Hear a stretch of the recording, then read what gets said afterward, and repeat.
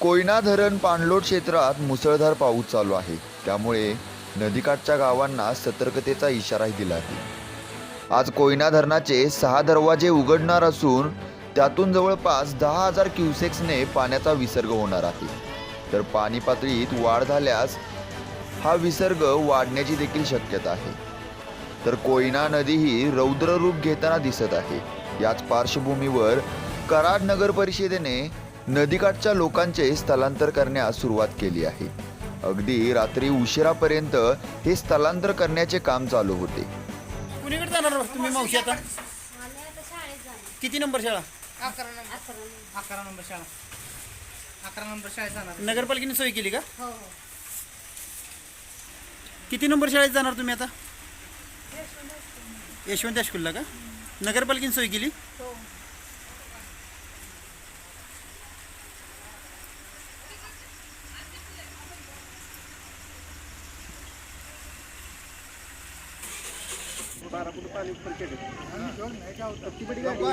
सब करे आपण थोडे असते बाद में जर पाणी बड्या तो कोण आणि देणार नाही आमचं पण कुणाला काय विषय म्हणजे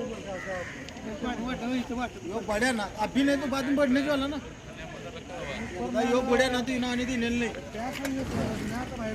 उधर से खुल्ला आहे मागे घे, याच्या मागे रस्त्याचं पाणी घे. बघ रस्त्याचं पाणी घे. पण मी मागे फिरतो बघा. बघ पाणी कुठं वाटत.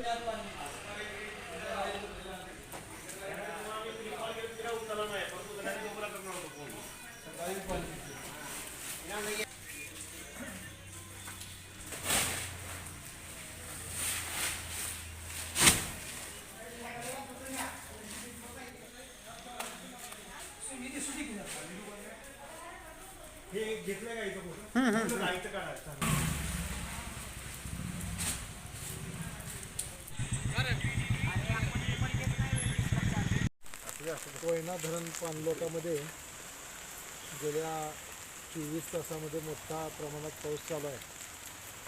त्यामुळे नदीपात्रात मोठ्या प्रमाणात पूर परिस्थिती निर्माण झालेली आहे. याची दक्षता म्हणून कराड नगर परिषद सकाळपासूनच कामाला लागले आहे.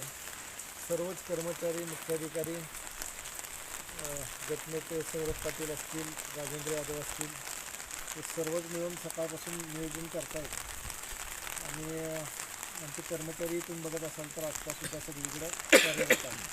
पाटण कॉलनी असेल, कृष्णामाई घाटावरती जोशीबोळ असेल, खाली कुंभार पानोटा असेल, या सर्वच ठिकाणच्या ज्या पूररेषेअंतर्गत येणाऱ्या जे नागरिक आहेत त्यांचं स्थलांतर करून 3 नंबर शाळा, 2 नंबर शाळा, 11 नंबर शाळा, कृष्णाबाई मंगल कार्यालय, 4 नंबर शाळा अशा ठिकाणी स्थलांतरित केलेलं आहे.